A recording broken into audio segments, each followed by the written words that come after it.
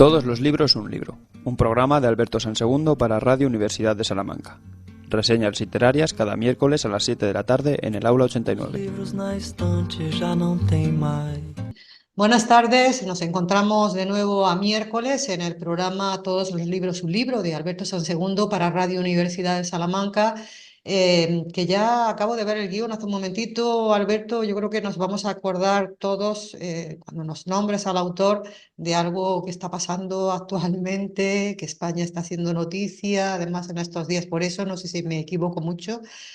¿Por qué no me...? Bueno, lo primero de todo, buenas tardes, que yo creo que Alberto lo estamos dejando ya pensativo y estará pensando, esta mujer, ¿quién se cree que es el autor que voy a presentar hoy? A ver, buenas tardes, Alberto. Buenas tardes.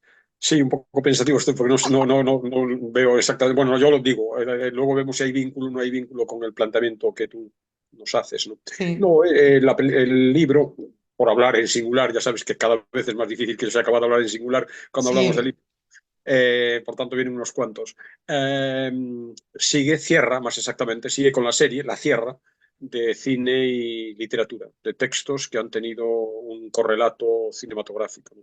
En el que una serie, bueno, recuerdo así por encima, quien no nos sigue habitualmente, han aparecido Las uvas de la ira, Matar a un ruiseñor, Rebeca, Los pájaros, La posada jamaica, la Mm. última película, Jade del salvaje y recientemente, la semana pasada, Oppenheimer, todo ello a partir de novelas de Steinbeck, Harper Lee, Daphne du Maurier, Larry McMurtry y la semana pasada el chileno, excepcional escritor chileno, Benjamín Labatut. Y Bueno, hoy y estoy cerramos. viendo, y estoy viendo y sí, me había resbalado totalmente, así que corramos un tupido velo, ¿no? Esto que se suele decir. Así que Bueno, podemos está bien comenzar, porque, podemos comenzar de nuevo. De todas maneras, yo creo que hemos generado también un poquito de expectación y de suspenso claro, con esto. y me has hecho pensar a mí que eso está bien siempre, ¿no? Porque como estoy tan poco acostumbrado a Había ello, confundido a un Amis con un Amos. ya claro, es Martin Amis, el autor de la novela, que Sí. da pie a una película. La novela ya tiene unos años, es de 2014, pero la versión cinematográfica es relativamente reciente. Yo creo que Ujú. ahora hace un año, en 2023, a mediados de 2023, la película basada en ella, La zona de interés, ganó un premio en Cannes, que Ujú. la actual edición del festival se está produciendo en estas fechas, por tanto, debió ser hace más o menos un año, ¿no? Ujú. La novela es de Martin Amis y la película del también británico Jonathan Glazer. Bueno, no solamente la elección de esta novela está vinculada a este juego cinematográfico, ¿no? Sino también, como siempre, como casi siempre, como muy a menudo, yo busco una efeméride, ¿no? Algún tipo de aniversario, ¿no? Y efectivamente el 19 de mayo, hace unos días, se cumplió el primer aniversario de la muerte de Martin Amis, ¿no? Ujú. Entonces, bueno, también he querido encajarlo aquí, precisamente por esa circunstancia. Martin Amis es uno de los escritores, era los escritores fundamentales de lo que podríamos llamar la cuadra Herralde, lo que se ha dado en llamar la cuadra Herralde, es decir, una serie de escritores británicos que publicó desde hace prácticamente 40 años, ¿no? Ujú. Jorge Herralde, el dueño entonces de la editorial Anagrama, ¿no? Ujú. Algunos de ellos, casi todos los escritores de los que voy a hablar con mucha repercusión pública, alguno muy prestigioso. El premio Nobel se lo llevó Kazuo Ishiguro, que es uno de los escritores que está Ujú. en este elenco privilegiado de escritores británicos: Julian Barnes, Ian McEwan, Vikram Seth, Graham Swift. Todos ellos han tenido espacio en todos los libros, un libro con mayor o menor intensidad, y casi todos con una cierta, bueno, pasado hace ya una década como mínimo. Eh, Todos ellos han aparecido en esta editorial Anagrama, de la que hablábamos estos días atrás, los libros amarillos de la colección Panorama de Narrativas, que lleva ya más de mil. Eh, Dejo apuntado, aunque no sé si voy a poder hacerlo en el mes que nos queda, porque hoy es el último programa del mes de mayo y nos queda junio. Si no lo voy a poder hacer en el mes que nos queda, lo haré sin duda el año que viene, el curso que viene, con más de una cala en esta idea. Otra serie relacionada con el nazismo, en realidad. El nazismo como emblema, negativo emblema, dramático emblema, de la Segunda Guerra Mundial. En el año 2025 se van a cumplir los 80 años del final de la Segunda Guerra Mundial. De hecho, en estos días, dentro de nada, el 6 de junio, se cumplen los 80 años del desembarco en Normandía, que en cierto modo fue podríamos decir, el desencadenante de ese final. Entonces, yo quiero que a lo largo de este año, que va desde junio del 24 hasta a lo largo del año 2025, aparezcan aquí diferentes textos relacionados con la Segunda Guerra Mundial y en particular con diferentes manifestaciones del fenómeno del nazismo. Entonces, bueno, hoy vamos a hablar de ello. Si tengo tiempo en alguno de los programas que nos quedan para junio, pues mostraré algún otro ejemplo de esta pauta, pero lo que es seguro es que sin duda el curso que viene aparecerá más de una referencia en el programa, ¿no? Antes de hablar estrictamente de la zona de interés, sí quiero mencionar que Martin Amis estuvo en todos los libros, un libro ya hace como 10 años, con un libro que, bueno, aprovecho a modo de mero recordatorio, el formato del programa entonces era distinto. Está la reseña en el blog, está el programa radiado también en el blog. Yo presenté entonces La Casa de los Encuentros. Amis es un escritor que a mí me ha gustado siempre mucho. Yo leí prácticamente todos sus libros, desde el primero, el libro de Rachel, hasta Éxito, Dinero, Campos de Londres, La Información, genial. La Casa de los Encuentros, lo recuerdo ahora, lo quiero recordar, porque también tiene mucho que ver con la temática de la zona de interés, ¿no? Solo que aquí lo que se habla en este libro es no solo de los campos de exterminio, y en particular de Auschwitz, como representación trágica de todos ellos, sino de otra vertiente de esta locura, de este delirio criminal, que eran los campos de internamiento soviéticos, muy sórdidos, muy fríos, del Gulag. Amis plantea, evidentemente, en un plano de igualdad, el horror hitleriano y el horror stalinista, ¿no? Y bueno, y reflexiona además en este libro, la crítica, la reseña entera se puede encontrar en el blog, no voy a pararme ahora en ella, pero lo que sí que me interesa a mí subrayar aquí es que Amis señala que mientras hay una unanimidad, diríamos eso, universal, ¿no? A la hora de bueno, más allá de algún delirio de alguien que conspiranoico, ¿no? A la hora de denunciar y repudiar la experiencia nacionalsocialista hitleriana, ¿no? que pasa a la historia como representación paradigmática del horror, ¿no? de la maldad, diríamos, ¿no? No es tan habitual el que se ponga en el mismo plano el horror de los campos de exterminio estalinistas en la Unión Soviética. Amis sostiene que todavía el marxismo, de este libro es del año 2000, creo recordar, 2006 en Inglaterra y 2008 en España, ¿no?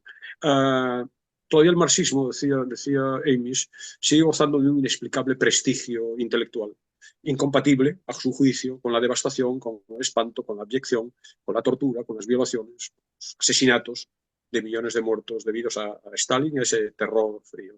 Entonces, bueno, precisamente, aunque solo sea desde esta perspectiva, para reflexionar sobre este hecho, esta novela, que es magnífica, merece la pena y, insisto, invito a quien esté medianamente interesado a que lea la reseña en el blog por si quiere adentrarse en ella. E incluso, una vez hecho el recordatorio de este libro, quiero traer también, antes de hablar de la zona de interés, otro que también tiene que ver con esta temática, de una manera muy peculiar, y que yo leí hace mucho tiempo, pero que, bueno, ahora me interesa, creo que, bueno, recomendarlo también porque, insisto, coinciden en el foco, por simplificar, nazismo de la zona de interés. Es una novela, La fecha del tiempo, espléndida, también se mueve en este ámbito del Holocausto, aunque aparentemente no es así, ahora contaré por qué aparentemente.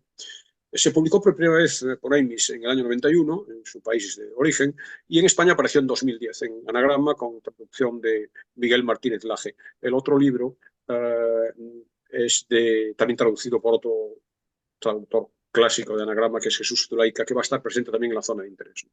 Es un libro, bueno, quiero comentarlo muy brevemente, porque el núcleo central del programa hoy es el otro, pero me interesa por dos razones. Primero, por esta conexión con el espacio, diríamos, de la Segunda Guerra Mundial y las atrocidades nazis, pero también porque, como en casi todos los libros de Martin Amis, hay mucho de experimento, y un experimento muy atrevido, muy arriesgado, muy diríamos, exigente para el lector, pero muy interesante. Entonces, bueno, por todas estas razones, entre todos estos libros que he dicho que he leído de Martin Amis y que cada uno de los cuales hubiera podido merecer un recordatorio por mi parte, una reseña por mi parte, quiero traer este por estas circunstancias.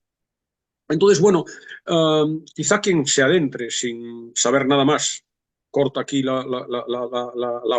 seguimiento del programa, dice este libro me puede interesar y se pone a leerlo, quizá le pueda sorprender que esto que acabo de contar de la conexión con el vínculo con el nazismo, con el segundo, porque realmente durante 150 páginas, las 150 primeras páginas de unas poco más de 200 que tiene la novela, es una novela, el nazismo no aparece por ningún lado. Ni aparece ni siquiera Hitler, ni siquiera la Segunda Guerra Mundial, aparece de un modo muy episódico, muy secundario, e incluso puede pasar inadvertido para un lector que desconozca este vínculo que yo ahora voy a poner de manifiesto, ¿no? Sí, hay una referencia sobre los judíos, hecha al paso, hay una imagen un poco oscura, un poco ominosa, pero que el lector que no sepa de qué va, la va a perder, quiero decir, no le va a dar esa conexión, de una silueta masculina que aparece de un modo un poco fantasmal, ataviada con, literalmente se dice en el libro, algo así como una bata blanca y almidonada, impecable, de médico, y botas negras, que bueno, si sabes que existe ese vínculo, a lo mejor podrías vincular con un estereotipo de los campos de concentración.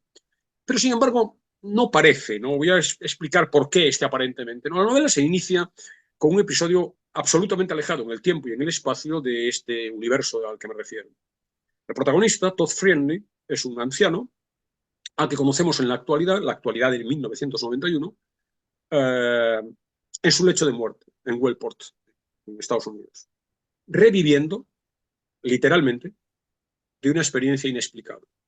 Dice el libro, desperté del más negro sueño y me encontré rodeado de médicos.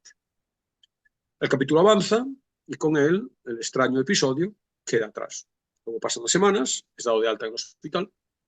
Al poco de llegar a su hogar, sufre un infarto mientras está ocupándose del jardín. Se suceden las estampas de su vida, con encuentros con mujeres, su trabajo como médico, un traslado a Nueva York, donde recibe unas cartas cifradas de Europa muy raras. Tiene problemas con la acreditación en Estados Unidos de su ciudadanía. Y después viene un viaje a Europa en barco en 1948, literalmente hacia la guerra, y muchas experiencias más. Claro, transcurridas las primeras páginas de perplejidad, pasadas 100, 150, el lector se da cuenta de que lo que ocurre es que Amis nos está contando la historia de Todd Friendly al revés. Pero no al revés, de manera convencional. Estamos muy acostumbrados en todos los ámbitos. Que sea todo lineal y siguiendo una pauta lineal. Claro, no, estamos acostumbrados a lo lineal, a un cronológico directo, digamos, ¿no? Primero pasa la infancia, luego la madurez, adolescencia, madurez, etc. Vale. Pero incluso cuando se nos cuenta, yo creo que estamos acostumbrados también como lectores y como espectadores de películas, a una historia a la inversa, pero no es esta historia a la inversa. Estamos acostumbrados, por ejemplo, el cine al flashback. Aquí tenemos al personaje hoy y de repente vemos un episodio de hace 30 años y luego todavía podemos volver más atrás y vemos un episodio de hace 50 años. Pero claro, el espectador o el lector, en el caso de una novela, sabe que son episodios del pasado.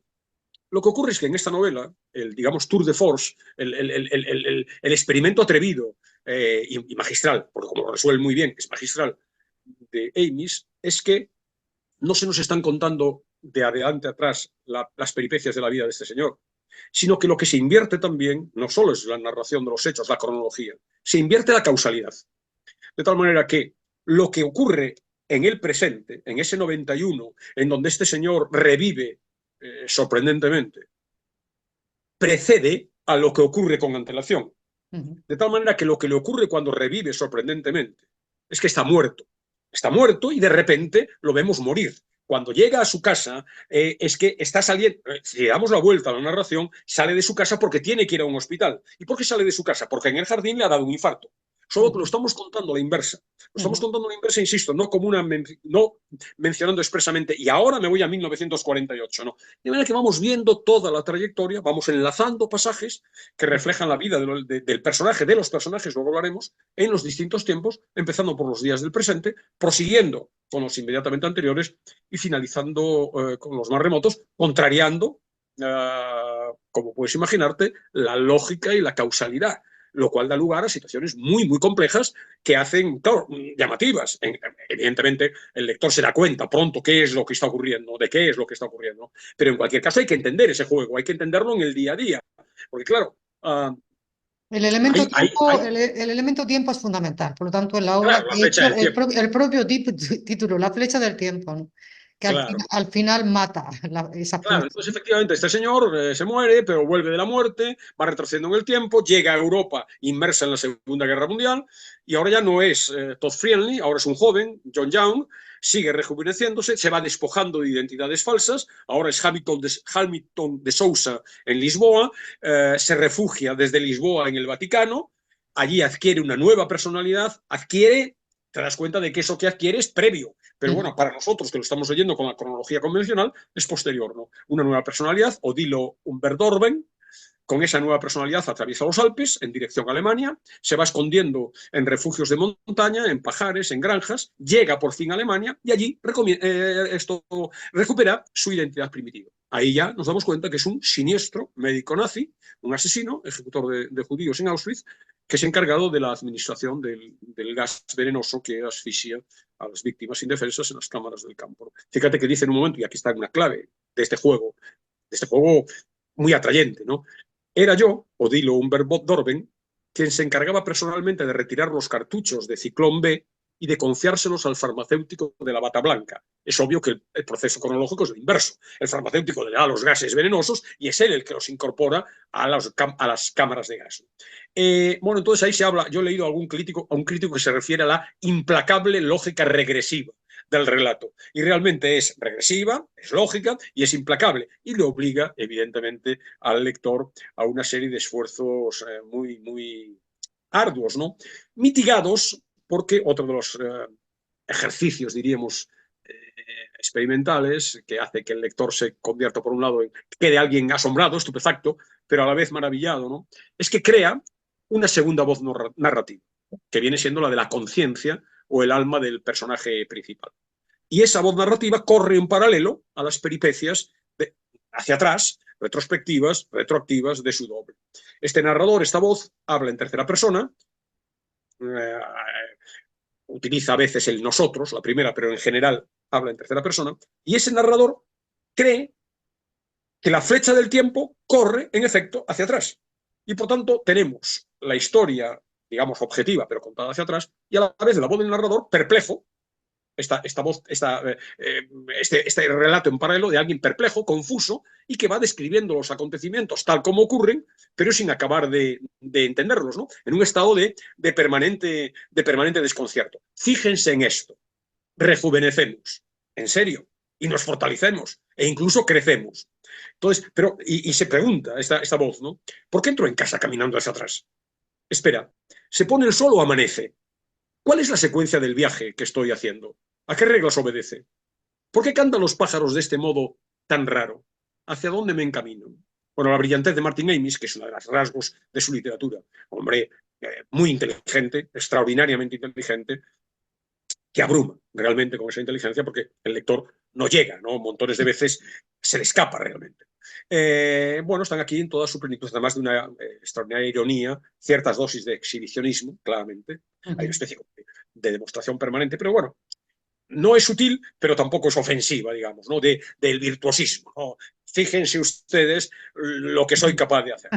Está repleta de pasajes que, como claro, la lógica del relato es descabellada, obligan al lector a reconsiderarlos, a una lectura ociosa desde una perspectiva insólita, ¿no? Hay diálogos que hay que reinterpretar. Por ejemplo, no se va a entender nada. Luego lo traduzco. Neighbor, dice la dependiente de la farmacia. Neighbor, me sumo a sus monosílabos. Quizá alguien se ha dado cuenta que neighbor es bien a la inversa. Lat euk es ¿qué tal? A la inversa. Dice la dependienta mientras me desenvuelve mi loción para el cabello. Es obvio que la dependienta no ha desenvuelto la loción para el cabello. La dependienta ha envuelto la loción para el cabello y él se la lleva. Pero como estamos contando al revés, entonces hay que ubicar otra situación. Es, insisto, muy interesante y bueno, sobre todo lo que tiene interés es que luego no es un juego de artificio, tiene una lógica, ¿no? Hay una cronología invertida, hay cosas extrañas, claro, la extrañeza del pago de los servicios sanitarios. Condiciones normales, haces el servicio sanitario y pagas. Aquí es al revés, ¿no? El paciente sale entra en nuestro caso, entras abrumado en la consulta porque no sabes lo que tienes y sales feliz porque te han dado un diagnóstico positivo. Allí ocurre la inversa. El paciente entra en la consulta, que realmente llega desde la calle a la consulta abrumado y luego se convierte, feliz y se convierte en abrumado. La desaparición de la gente. Claro, porque como la gente tiene una existencia regresiva, hay un momento en el que desaparecen de la vida de la gente, no siendo niños y luego menos que niños y luego todavía más pequeñitos y todavía más pequeñitos, no, es que la gente que contactas en un momento determinado desaparece de tu vida, que coincide en el orden cronológico convencional con el momento en el que aparecen inopinadamente en tu vida. Tiene sentido que aparezcan inopinadamente en tu vida, es gente a la que no has conocido hasta ese momento, pero que desaparezcan inopinadamente de tu vida, es verdad que a veces ocurre, pero en general... Sí, ocurre muchas veces. Claro, esas despedidas de repente, bueno, lo que hoy se llama con las redes el ghosting, ¿no? Alguien que desaparece absolutamente. Pero bueno, en cualquier caso, todos estos juegos, el virtuosismo, yo creo que la provocación también de Amis lleva incluso a describir alguna escena llamativa, ¿no? Está lleno de humor, el proceso de alimentarse. El proceso de alimentarse empieza por apilar los platos limpios en la vajilla. ¡Qué bien! Claro, y entonces a partir de ahí empieza todo. Llega incluso la ironía cáustica de Amis, no se para en barras a describir la operación de defecar, por ejemplo, ¿no? Que puede imaginarse el oyente, pues, contada a la inversa, qué juego puede llegar a dar. Pero bueno, al margen de todo este juego narrativo interesante en sí, la novela interesa primero por la fuerza literaria, la fuerza del relato, que se lee de una manera, como siempre digo, ¿no? Subyugante, te atrapa.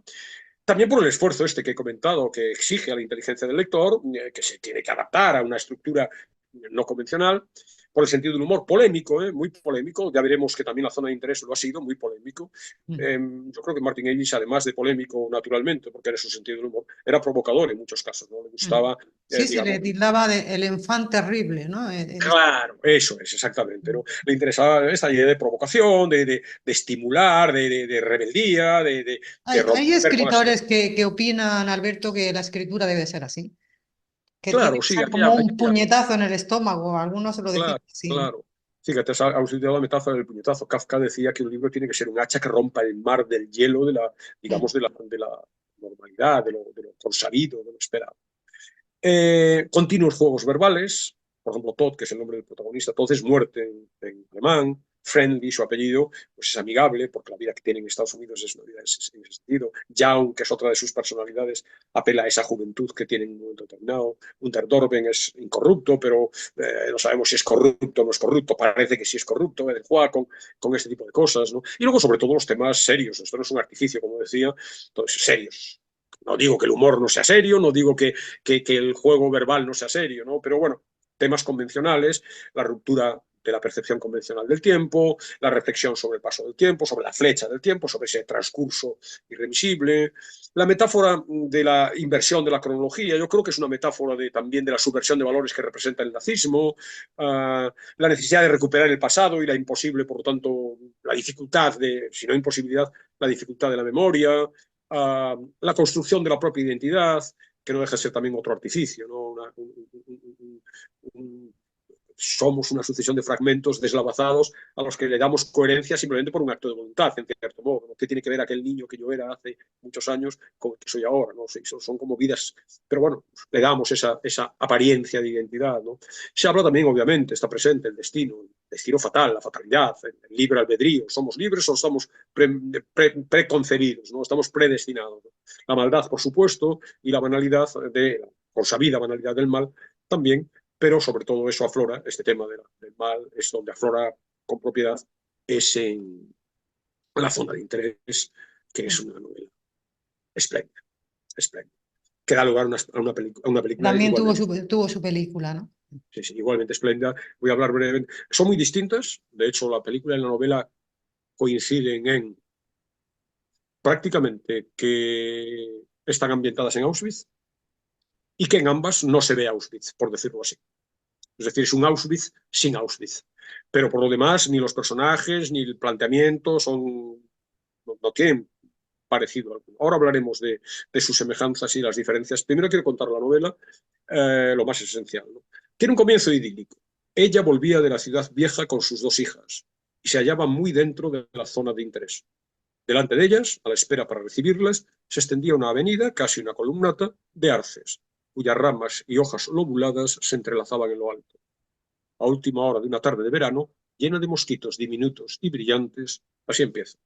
Es un comienzo casi idílico, ¿no? Realmente, Sí, porque también ella, tiene historia de amor, ¿no? La novela. sí, bueno, la novela, la película no, otra de las diferencias. Ella Ujú. es Hannah Dole. Hannah Dole, que se nos presenta con, bueno, tintes dulces, delicados, algo etéreos, perdón, hasta románticos, aunque hay algún detalle inquietante en este relato ya inicial. Se nos dice luego, habla de sus hijas, ¿no? Reía con la cabeza hacia atrás y la garganta tensa. Ahora las tres, ella y sus dos hijas, cruzaban el camino de entrada a la academia ecuestre. Rodeada traviesamente por las niñas, dejó atrás el molino de viento ornamental, el alto palo de mayo, los patíbulos de 3 ruedas, el percherón atado con descuido a la bomba de agua de hierro y siguió hacia adelante. Y entraron en el KZ, en el KZ 1. KZ es el modo en el que se transcribe la pronunciación en alemán de KZ, la abreviatura de Konzentrationslager, es decir, campo de concentración. Hannah Dole, esta mujer, es la esposa de Paul Dole. Paul Dole es el comandante de uno de estos campos, y el campo es Auschwitz. Se sabe el trágico lugar de exterminio de millones. Ese campo es la zona de interés. La zona de interés es una zona amplia, con espacios muy vastos, terrenos, talleres, dependencias varias, y también el centro residencial de los militares de las SS. Este fragmento yo creo que inicial, que son las primeras líneas, marca el tono de la novela. Se nos muestra el lugar donde va a desarrollarse la acción, pero de una manera insólita, no acostumbrada. Que es este panorama idílico que pasa en Auschwitz, pero sin el horror, por decirlo así. Estamos en agosto de 1942, el verano, días luminosos, la vida fluyendo plácidamente, madres que pasean a sus hijas, jardines rebosantes de flores, juegos infantiles inocentes, invernaderos con plantas, con excursiones campestres, comidas servidas muy ricas, servidas en el comedor de los oficiales, la burocracia tediosa de las oficinas, las reuniones en las alcobas, cálidas, pero al lado, en un plano apenas visible, solo intuido, aparece otra vida. Si podemos llamarla así, a vida realmente. Cientos, miles, millones de, bueno, millones no, porque no coinciden millones a la vez, cientos, miles de personas que sufren, que tiemblan, que lloran y que se extinguen en silencio, que solo se rompe de vez en cuando por algún grito, algún lamento, algún disparo. Entonces, la primera gran muestra del talento extraordinario de Amis es que nos quiera contar el horror del Holocausto de una manera nunca vista, por lo menos nunca vista por mí, que es sin que veamos el horror. Un planteamiento, diríamos, tangencial, de manera lateral, de manera indirecta, en sordina, paralela a lo que se nos cuenta. Lo que se nos cuenta Claro, es la vida, porque así debía de ser para las personas que estaban del otro lado, ¿no? Una vida normal, bonita, así debía de ser, ¿no? vida familiar, relaciones familiares acogedoras, y sí, evidentemente los responsables del campo salen a su trabajo todos los días, atraviesan un muro con que sí, que se vislumbra, en la película se vislumbra, en el libro se menciona, atraviesan a sus oficinas y allí desempeñan su cotidianidad despreocupada, su burocracia, ¿no? La labor de verdugos, que en su caso es una labor de verdugos, ¿no? Es la humillación, la explotación, los abusos, pero también el papeleo, los informes. Evidentemente hay algunos de los militares que matan literalmente, salen al otro lado y realizan experimentos horrorosos, ¿no? Monstruosos realmente con las víctimas. Entonces, bueno, tenemos ese mundo que se nos cuenta, que es la placidez de la vida familiar, el verano cálido con los picnics en los ríos, en las orillas del río cercano, y ese protocolo trivial, insustancial, administrativo, en el que se sume la vida de los alemanes que están a cargo del campo. Es verdad, y ahí está de nuevo el talento de Amis, que el otro mundo aflora. Aflora de manera muy, muy menor, muy lateral, pero aflora. Por ejemplo, en el caso y aquí es otra de las diferencias obvias, no puede ser de otra manera, entre el libro y la película. En el libro aflora, sobre todo, con la constante presencia del olor, de un tufo hediondo, pestilente, de los cadáveres, de las cremaciones, de las vísceras vaciadas, terror. Y eso hay, yo en el blog dejaré algún ejemplo para quien quiera esté interesado en ello, aquí no voy a leer siquiera esto, pero hay infinidad de pasajes en donde comparece bueno, es una peste que llega de todo, en cuanto cambia el viento, etcétera, a pesar de que están, bueno, más o menos delimitadas, pero están muy pegadas ambos tipos de dependencias. Entonces, bueno, esto es a mi juicio, genialidad de Martin Amis. Luego, además, hay una propuesta literaria y una estructura también muy original y muy controvertidas. Amis era muy polémico y lo fue con esta novela en particular. En este tipo de relatos que nos cuentan la vida de las víctimas, por de pronto nos cuentan las vidas de las víctimas. Y además, normalmente con la voz de las víctimas, directa o indirecta. Que sea el narrador en una tercera persona el que cuenta, es evidente que su toma de posición está desde el lado de las víctimas. Cuando no es el personaje principal, la voz del narrador, alguien sufriente, alguien que está en el campo. Pero Amis no hace esto.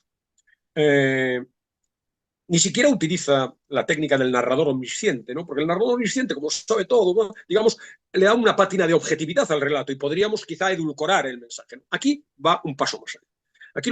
Aquí a quien da voz es a los asesinos. Aquí a quien da voz es a los victimarios. De manera que, claro, y eso provoca la polémica que acompañó el libro desde su presentación, ¿no? Los habituales editores de Martin Amis en Alemania y en Francia se negaron inicialmente a publicarlo.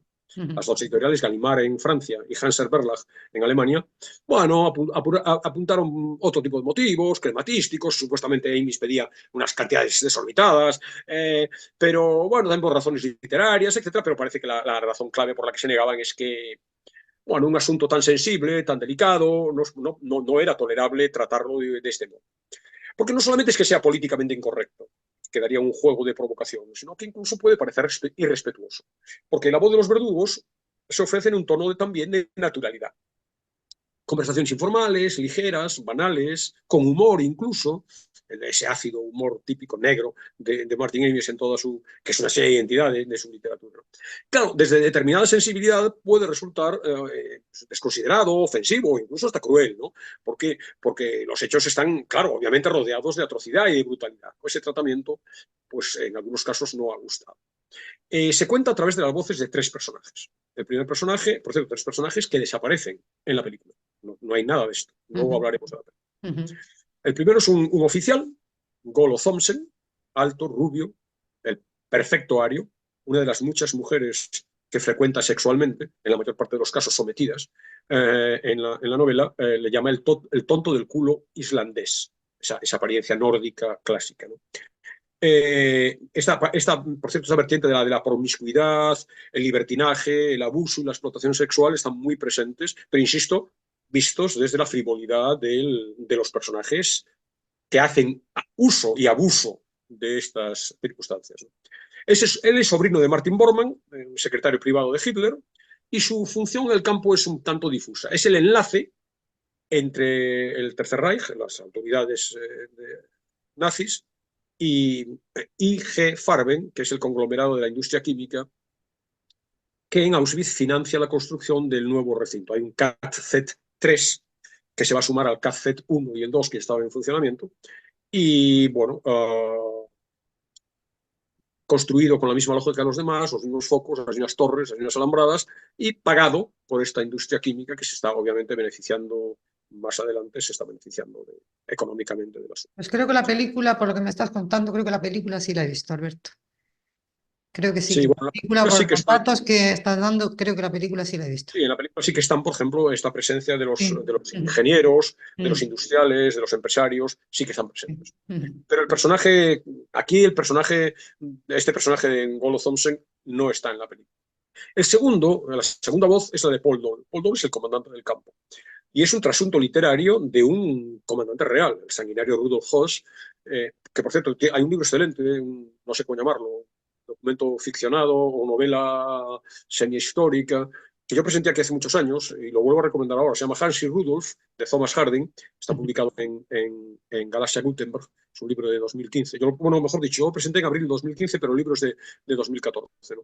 Y ese era realmente, Rudolf Hess era el responsable de Auschwitz desde 1940 hasta 1945, ¿no? Que cuando se liberó el campo al final de la guerra, una caótica liberación del campo, logró escapar con una identidad falsa, se escondió en un granero, en un pueblo del norte de Alemania, luego pasó a Dinamarca, fue detenido, fue juzgado años después y fue colgado en el campo el propio campo de Auschwitz en el año 47. ¿no? Bueno, pues, pero no es el personaje real. En la novela es un personaje, Paul Dole, es un personaje creado, obviamente, con el referente del auténtico comandante del campo.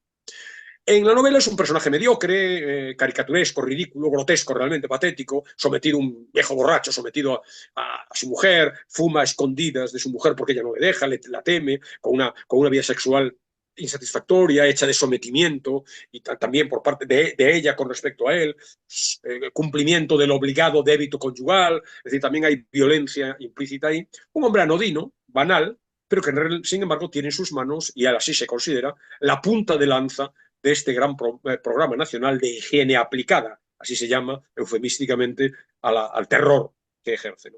Entonces, bueno, lo vemos envuelto, como decía, en esas enojosas actividades burocráticas, enojosas para él, ¿no? Se queja de su día a día, ¿no? Que es tedioso y pesado, ¿no? Pero bueno, esas labores de intendencia del campo en el fondo evaden de sus celos, de sus envidias, de sus caprichos infantiles, etc. Y luego el tercer narrador es un personaje muy interesante, tiene menor presencia, los fragmentos alternan capítulos, el libro alterna capítulo de uno, capítulo de otro, capítulo de otro.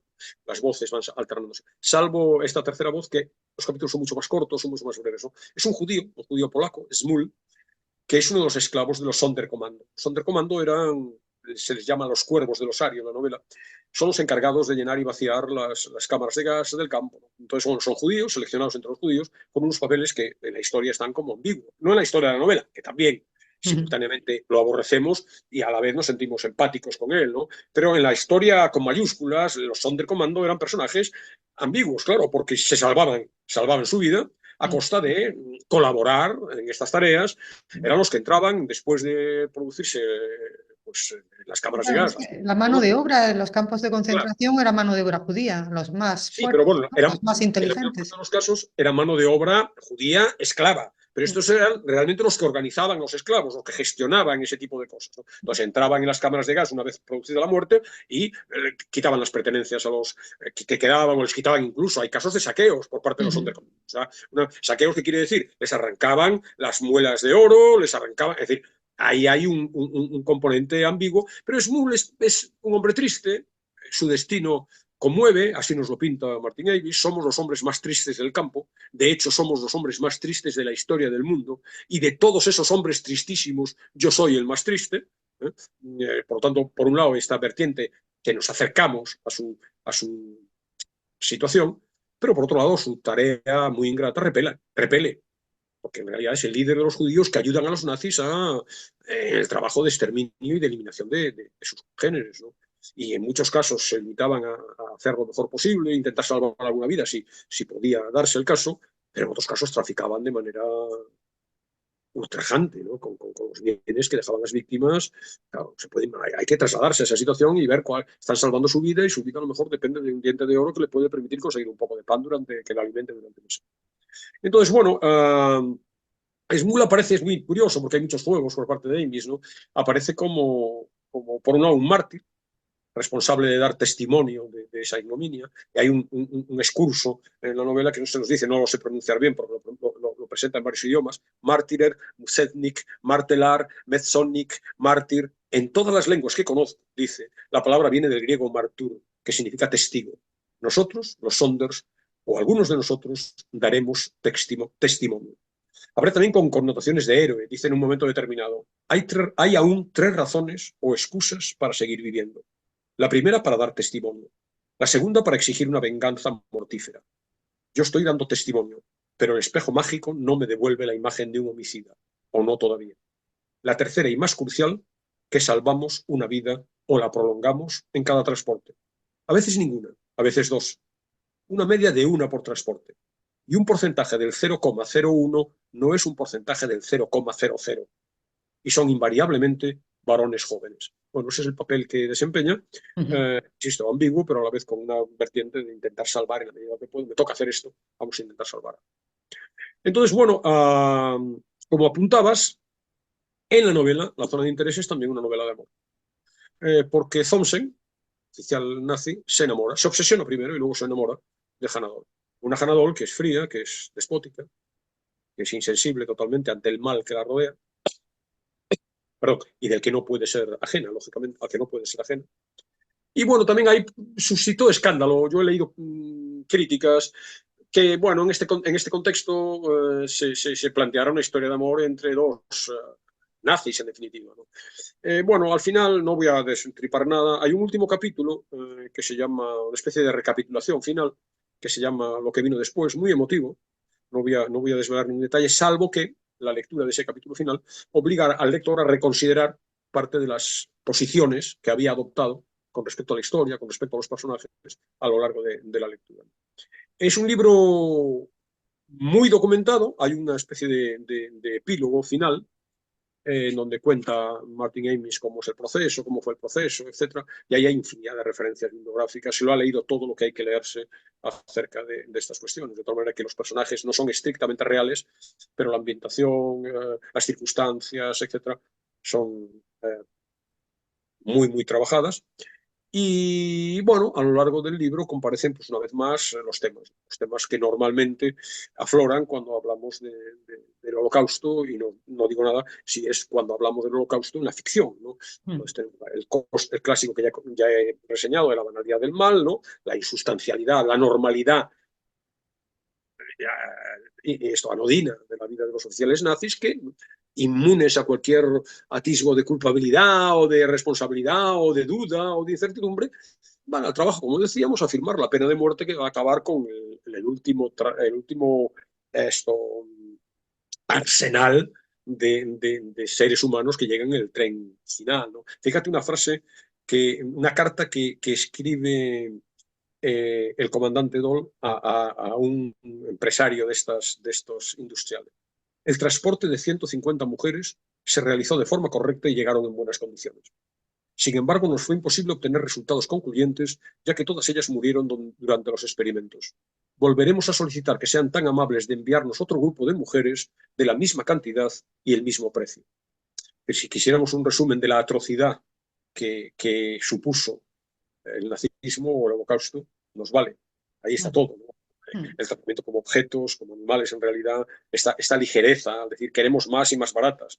Bueno, entonces, bueno, está también esto que habíamos hablado aquí en todos los libros, un libro hace también años, con un libro de Eric Vuillard, Orden del Día, que es la connivencia, despiadada también, culpable, interesada, económicamente interesada, de los burócratas, de los empresarios, de los ingenieros, de las grandes firmas nazis que se beneficiaron, evidentemente, y prosperaron y llegaron a nuestros días con un éxito millonario, gracias en el grado más bajo, al uso de mano de obra esclava, no ya barata, sino esclava. Luego también hay una reflexión muy interesante, también habíamos hablado aquí en otro libro muy, muy atractivo, que es la idea de la complicidad y la responsabilidad en el Holocausto de los que obedecen, de los que se dejan llevar. Éramos obstructive Mitläufer, íbamos con la corriente. Los Mitläufer, yo hablé aquí, los de que se dejan llevar, los que van con la corriente, a propósito también hace unos años, de un libro extraordinario, Los amnésicos, de Geraldine Schwartz. Que lo presentaste, yo creo, también aquí en la radio, ¿no? Sí, apareció aquí en todos los libros hace 3, 4 años quizá, ¿no? Y también habla de esto, ¿no? No es posible que un fenómeno de este calibre se hubiera producido solamente por mucha fuerza que tuviera el ejército, por mucha presión, etcétera, sino que también se necesitó los que se dejaban llevar, los que colaboraron. Es a lo que estamos acostumbrados, ¿no? A obedecer. Cuesta mucho ir con un sistema ya perfectamente establecido, ¿no? Que ha hecho de lo peor del ser humano sistema, ¿no? Y ahí estaba el problema, ¿no? Que era todo un sistema. Y este término, el de Mitläufer, es los que iban con la corriente, los que se dejaban llevar por la novela excepcional, altamente recomendable.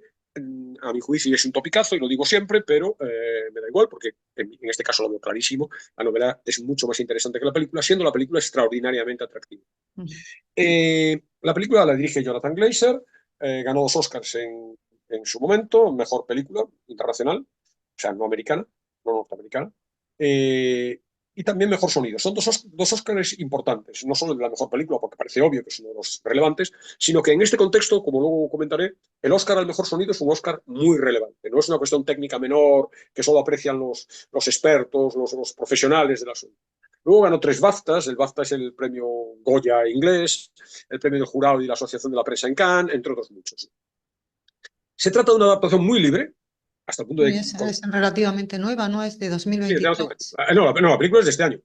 No, perdón, de 2023, como decía. 2023. El estreno en España, yo la vi creo que fue en enero de este año o en diciembre del año pasado, ¿no? Es muy reciente. Como digo, es una creación artística totalmente diferente de la novela de Amy. Sí, está ahí el referente, se llama igual, la acción se desarrolla en Auschwitz y además esa voluntad que ya he comentado en la novela, de manera muy presente, pero también se da en la película, de ofrecer la experiencia dramática del exterminio desde otra lógica. En el caso del cine, desde lo que se llama el recurso técnico del fuera de campo. No vemos nada del horror, absolutamente nada. La acción se centra en lo que ocurre en la vivienda del comandante. Entonces, las costumbres, las rutinas familiares, las apacibles existencias del militar, de su mujer, de sus hijos, de sus compañeros de, entre comillas, trabajo, y no hay, ahora veremos nada más que de un modo muy residual, protagonismo alguno para lo que en condiciones normales, en este tipo de películas sobre este tipo de temas, constituye el núcleo central de cualquier relato, de cualquier narrativa. Entonces, el cambio con respecto a la novela es enorme porque no hay nada del retrato a 3 bandas, a 3 voces, nada de las figuras de Thompson y de Sumul, ni del resto de personajes. Hay muchos amigos de Golo en la novela que aparecen y no están aquí. Las prisioneras a las que frecuenta y de las que se aprovecha tampoco están aquí. No hay nada de la historia de amor. No hay nada de las diferentes tramas argumentales que se desarrollan en el juego entre los 3 narradores en la novela. Nada, por supuesto, del lenguaje irónico, el tono en algunos casos, sarcástico. No están Paul y Hannah Dole, que son ficciones, sino los que sí están son los correlatos reales. Rudolf Hess y su mujer Hedwig, que ocupan el centro de la trama con sus 5 hijos. Aquí son 5 hijos, que son los 5 que tenía realmente. Hay unos cuantos sirvientes, unos cuantos amigos, un puñado de oficiales que se pasean por la casa y de manera incidental, como apuntabas hace un rato, los empresarios de este IG Farben, que, bueno, ejecutivos que se aparecen negociando papeleos, negociando las condiciones de instalación a las cuales ellos se van a hacer cargo de la instalación del otro campo de concentración. Y por otro lado, se nos cuenta, nada, en apariencia, la vida algo austera, predecible, ordenada, insustancial, sin excesos, ¿no? De la familia. El jardín, las flores, muy llamativas, estamos en verano, un invernadero, la piscina, repleta de niños, de los hijos de los oficiales, los juegos, Pero los bailes. necesitamos saber previamente que estamos en un sitio terrorífico, necesitamos saberlo o se muestra, se llega a mostrar de Se va a alguna mostrar manera. de nuevo, como en el libro, de una manera tangencial. Si yo decía que la lógica hay más, ¿no? Pero en el libro hay más que esta lógica. Pero la lógica principal con la que se muestra el campo era el olor. Llegan los efluvios del campo de concentración de la muerte, digamos, la vida anodina, y por otro lado, la terrible muerte a través del olor. Aquí hay, y esto es también talento del director, lo vamos a ver, hay también esa conexión, va a aparecer de repente, ¿no? Pero lo que se nos cuenta como plano principal, lo que nosotros vemos, son las labores domésticas, son las comidas, son las sobremesas, son los cotilleos de las mujeres, la salida de Rudolf, que lo vemos salir de su casa, una casa apacible, ¿no? Sale de su casa y atraviesa el muro. El muro sí, vemos que hay por encima alambre de espino, pero no sabemos qué pasa detrás del muro. Evidentemente, todo el mundo lo sabe, porque es imposible no conectar, ¿no? Aparte que hay pistas, ahora lo vemos, no conectar con la experiencia que hay del otro lado. Entonces, bueno, las anotaciones del otro mundo son leves anotaciones, sí, vemos los muros coronados por el alambre de espino, vemos las diversiones de los niños. Los niños juegan a cosas que parecen sacadas de esa otra realidad. Uno encierra a otro en el invernadero, los juegos bélicos, los tambores, juegan con tambores que emulan o suenan al repiqueteo de las armas. Luego, claro, la Hedwig, la mujer, insensible absolutamente, la vemos en un momento determinado probándose un abrigo de piel que sabemos que es de un cautivo judío asesinado, ¿no? Escoge, entre lo que llega del otro lado del campo, la vemos escogiendo los bienes, más codiciados de víctimas expoliadas. Amenaza, por ejemplo, en una riña, diríamos, doméstica, amenaza a una criada, sin ira, con normalidad. Con la misma normalidad, evidentemente no disculpable, con la que un ama de casa, a lo mejor, puede reñir a una dependienta, pero la amenaza con que, cuidado, porque mi marido va a esparcir tus cenizas en el pueblo polaco del que procedes. De manera que son apuntes muy leves, pero que nos permiten intuir el horror, ¿no? El humo de las chimeneas, omnipresente. Y sobre todo, si era el olor en la novela, aquí es el ruido.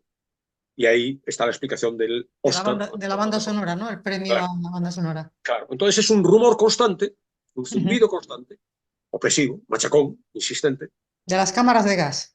como de máquinas en funcionamiento permanente, que son efectivamente, algún crítico a propósito de la película ha hablado de los motores de la muerte, es decir, el funcionamiento de la cámara de gas. Pero luego todo eso punteado, y es estremecedor realmente, porque sabes de qué estamos hablando, se sabe, el espectador lo ve, punteado con, de repente, sonidos de trenes, como chirridos de trenes que llegan, disparos amortiguados, gritos autoritarios, chillidos desgarradores,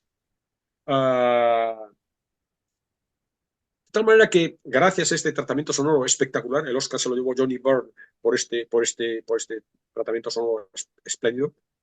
Perdón, por el ruido, no por el tratamiento sonoro, porque hay una banda sonora también inquietante que no tuvo Oscar, de Mika Levi, que también es muy interesante, ¿no? Porque permite traer lo de fuera adentro, ¿no? Una cosa es el Oscar al mejor sonido y otra cosa es el Oscar a la mejor banda sonora. El sonido es, en definitiva, cuando un indio en una película de vaqueros lanza una flecha, el zoom no es la flecha, es alguien que en un laboratorio está haciendo la flecha. Bueno, de tal manera que el espectador, a poco conocimiento que tenga fuera de la película, del mundo, de lo que supuso el Holocausto, ve, vamos a decirlo así, ve los convoyes de trenes llegando, los andenes atestados, los miembros de la SS brutales, los perros despiadados, los hombres, los ancianos, las mujeres, los niños desnudos, aterrorizados, los fusilamientos, los patíbulos, las cámaras de gas, los crematorios, todo eso lo vemos sin que se nos muestre en ningún momento, solo a través de la dimensión sonora de la película, que ya solo por esto resultaría magistral. Como ves, una adaptación con la misma esencia, pero que supone un cambio de lenguaje. Lo que se nos formula como olores, fundamentalmente, aquí se nos hace a través de eso. Luego hay algunos experimentos técnicos que a mí es lo que me hacen minusvalorar, no del todo, porque me parece una película espléndida, minusvalorar la película. Yo creo que de nuevo ahí quizá hay un exceso de virtuosismo, de querer dejar la huella. Entonces, por ejemplo, la película hay una apertura muy larga, yo no sé exactamente si son 4 o 5 minutos, con la pantalla en negro. Entonces, bueno, incluso yo he leído en alguna reseña que en algún cine hubo algún espectador que se levantó para decirle al técnico, al responsable de la sala, arreglar a la máquina. Que, claro, que arreglara la máquina, ¿no? Que la máquina estaba parada, ¿no? Luego hay encuadres un poco atrevidos, los raccords, que son las relaciones, las conexiones que se establecen entre planos para que la continuidad son un poco convencionales, el apagado de las luces de la casa, Zoss es un hombre muy metódico y va apagando las luces por todos los pasillos y por todas las habitaciones. Y eso se cuenta de una manera un poco con la cámara moviéndose de un lado para otro, un poco singular. Tomas muy largas, ininterrumpidas, escasos primeros planos, muchas escenas oníricas, y esto es muy interesante, pero también llama la atención, ¿no? Están filmadas con estas cámaras de visión nocturna, ¿no? Sabes que sí, los reportajes de las guerras nos aparecen a veces, ¿no? Y son un poco excéntricas, ¿no? Muy intensas, muy dramáticas, y ahí vemos en blanco y negro a una niña que aparentemente no tiene nada que ver con la historia, que por la noche deja manzanas en el campo. Sale de las habitaciones, va dejando manzanas, pero todo esto visto como si fuera una radiografía, diríamos, ¿no? Porque la imagen está casi como invertida. Al parecer es una historia, yo he leído que tiene una base real, porque había una mujer, me parece, que no era prisionera, vivía en un pueblo cercano y que precisamente iba dejando por donde podía en el campo algunas manzanas para que, bueno, aquellos prisioneros que las encontraron pudieran alimentarse. Pero parece un poco excéntrico, uno no acaba de entender del todo en qué medida contribuye al relato, ¿no? Es verdad que son siniestras, las imágenes transmiten esta sensación un poco de terror, ¿no? Bueno, yo creo ver algo bueno, digamos, la marca de un artista, de un intelectual, de un, ¿sabes?, de algo creativo y tal. Bueno, insisto, acepto modestamente mi limitación, ¿no? Es posible que haya una hondura mayor, pero a mí me ha desentonado un poco.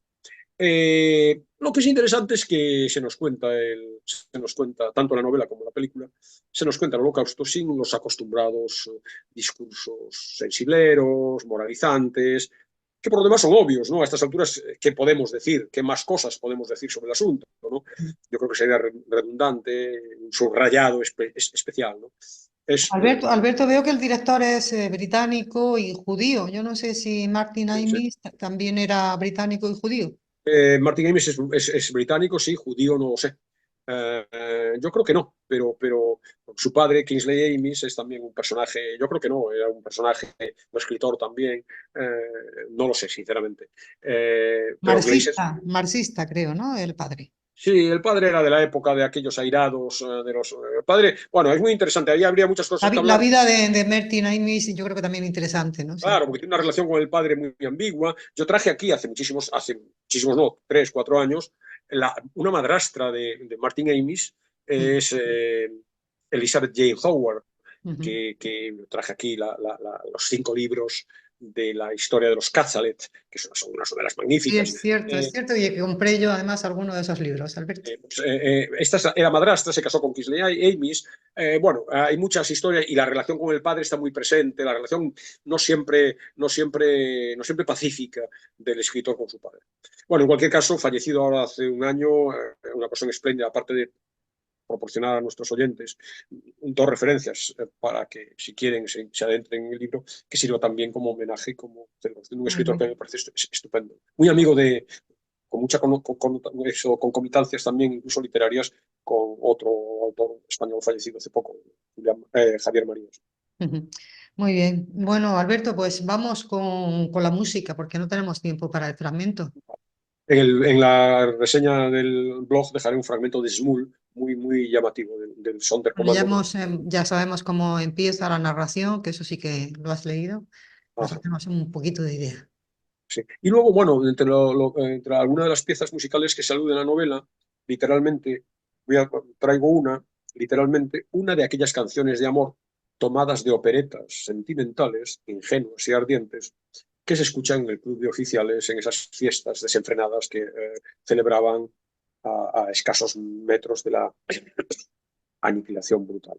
Se trata de una canción con un nombre en alemán que no voy a atreverme a repetir. Su traducción en castellano, como lo traduce Jesús Zulaika, es «Di adiós dulcemente cuando nos separemos». Está compuesta por Peter Kruder para la película Burgtheater de 1936, contemporánea a la época, y aquí la ofrezco en la voz de Greta Keller, acompañada por Peter Kruder, el propio compositor, y su orquesta. Muy bien. Pues Alberto, hasta la semana que viene. Estupendo. Hasta la semana que viene entonces. Adiós.